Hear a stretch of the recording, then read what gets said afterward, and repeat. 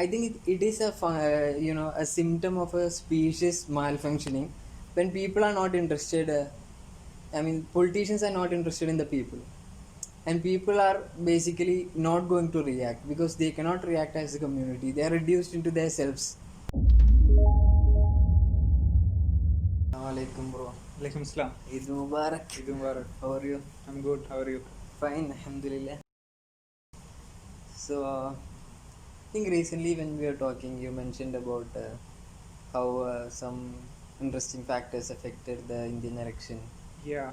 So basically, the book was titled "How to Win an Indian Politics," right? Yeah, yeah, Yeah.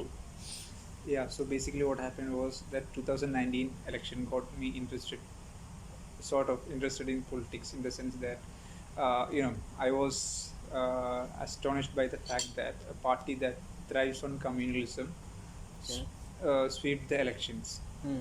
And at that stage I was not ready to believe that our Indian society is so polarized, because that's not how I was brought up.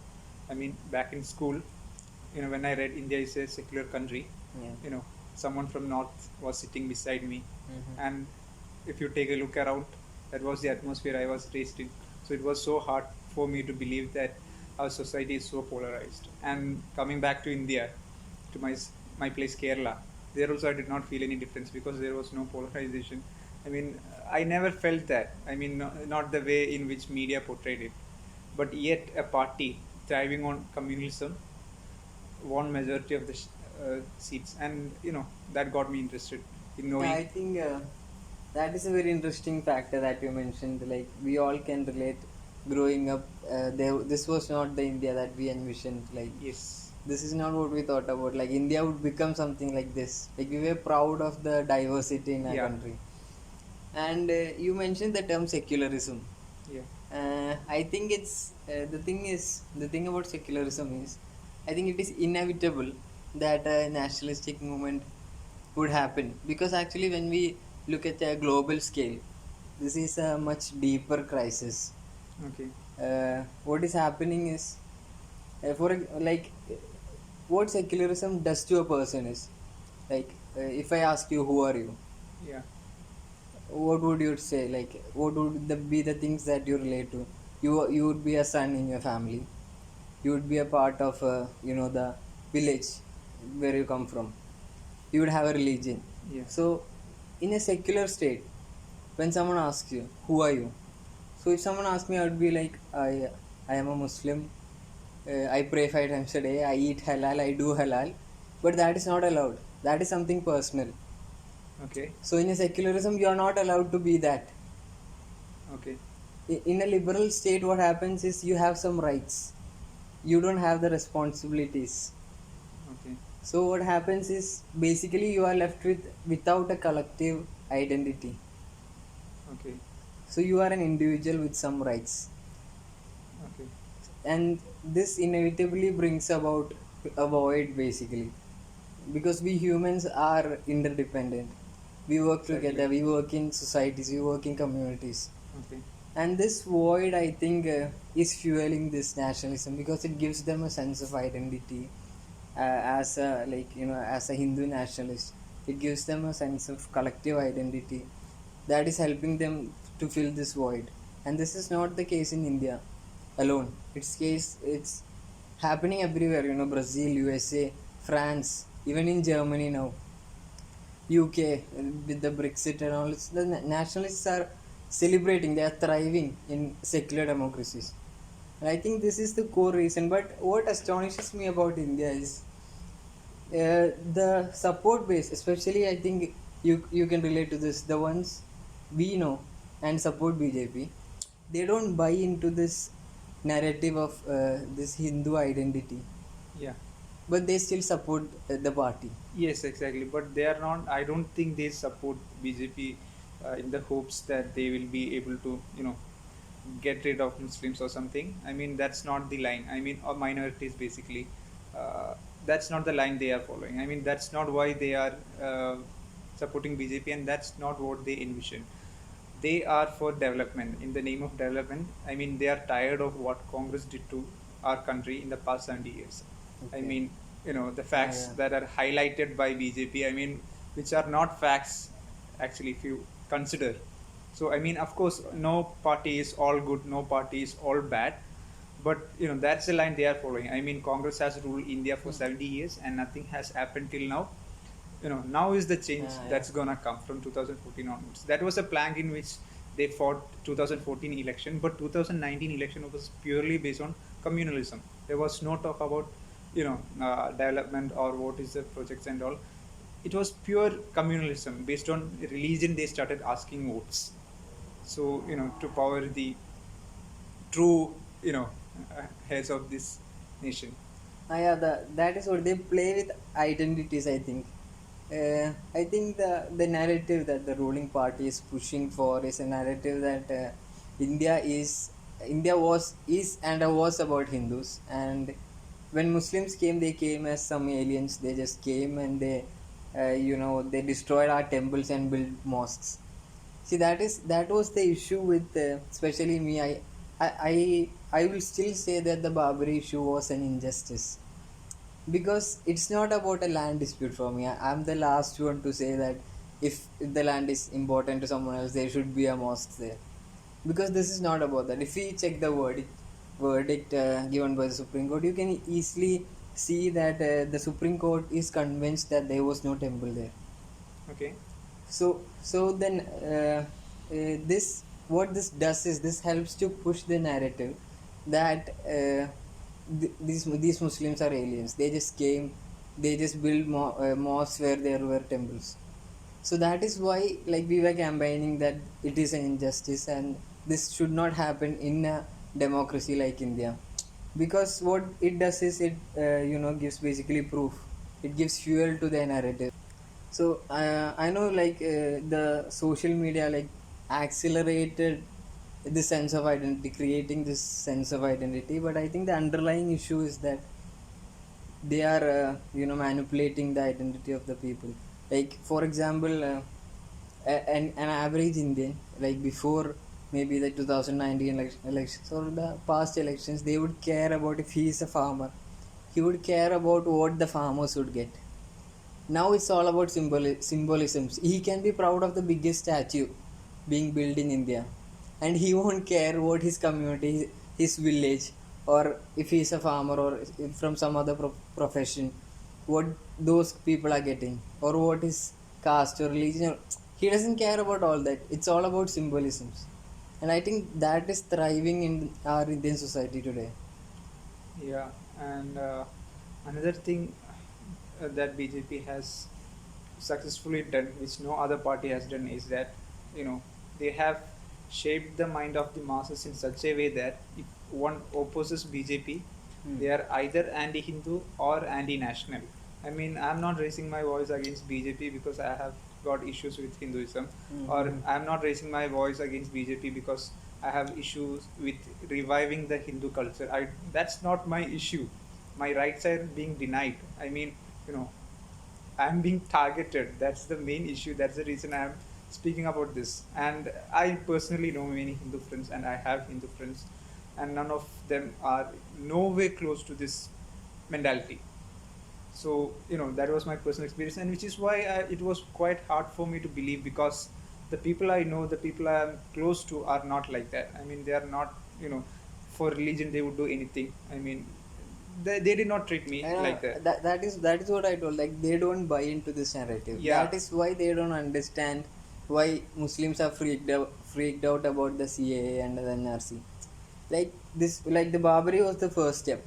Now, like, they have some proof that India was about Hindus. The mosque can be destroyed, and they are basically showing, okay, we are in authority now. Like, we are the ones in authority. Obey us, or go to Pakistan. Basically, that's the rhetoric, right? Yeah. So that is why when CAA comes along, Muslims, they understand what is coming. Like, from Babari verdict itself, we see what is coming, what is happening. And but still, as you mentioned, like, our friends, they are not able to see this.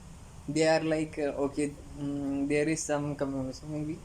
I mean, Yeah. I'm sure, like, they cannot just be blind to that. but they are willing to look past it because there is something else, there is Yeah, some. because they are promised of a better future. Yeah, but I don't know, is that happening? No, I don't think so. I mean, whatever, if, like with my limited knowledge, I don't think that's the case with what's going around.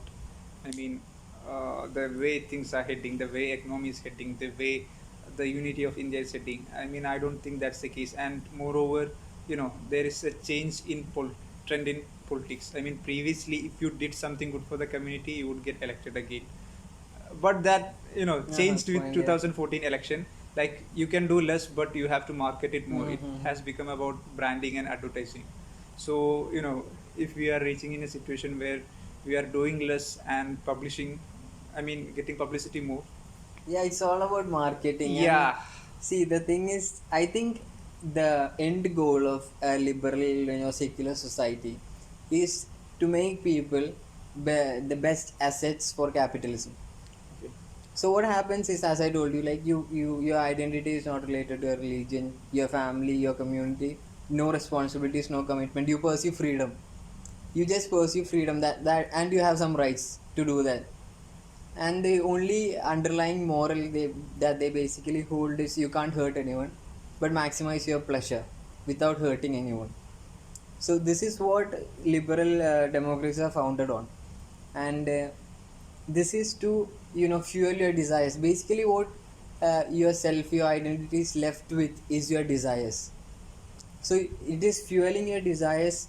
So that so that is why marketing works 100%. Because otherwise, if humans are in a community, they are going to sacrifice some of their pleasures for the community, for their family. So it is not possible to make them do with advertising. Our community is like completely saturated with advertising these days. And liberalism is turning us into the perfect assets for this for this marketing. Okay. And that is why, like, everything is turning into marketing. So I think we have to push back on this liberal idea. Like our friends also, even like, especially I think our friends who are here, they have a pressure from the family to get married, and they are like, it's not fine. It just takes away from my freedom. So it's not the ideal case, but I think it's an entirely futile exercise that people pursue freedom and define their life on a lot of materials or their career. uh, you know Instead of what is beautiful about life, our values, our experiences, our ideas, and most importantly, human relationships. I think that is from where people can get genuine happiness from, and nothing else. Like, for example, if I ask you, who is the person, or if I ask you, what is something that you would remember about someone, would it be something material? I know the way they treat you. Yeah. Or maybe some interaction, something in the relationship. It's never going to be something material. So that is what is, I think, beautiful about life, and that is being taken away increasingly from our, especially our generation. And I think it is a symptom of a species malfunctioning when people are not interested.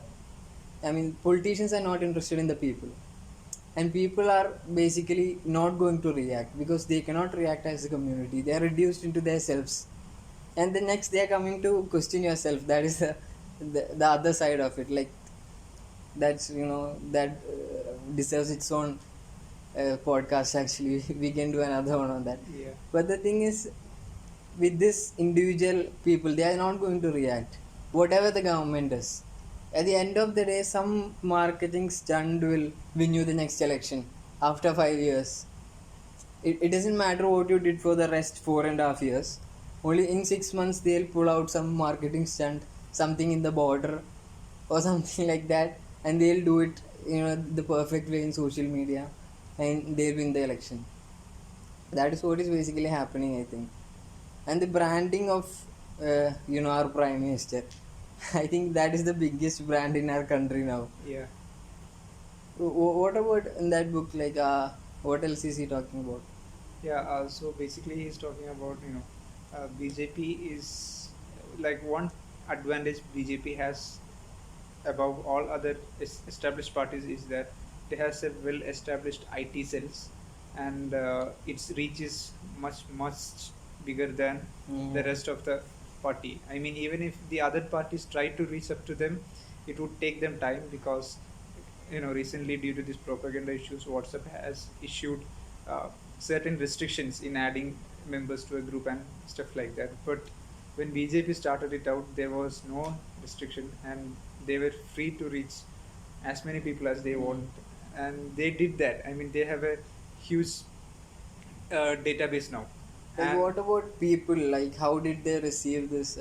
yeah. So in that book, what it says is people in the villages, which is a major population, Yeah. basically, to them, getting added to a WhatsApp group of a political party meant that it gave them a feeling that they were getting an insider information, some precious knowledge which no one else is getting.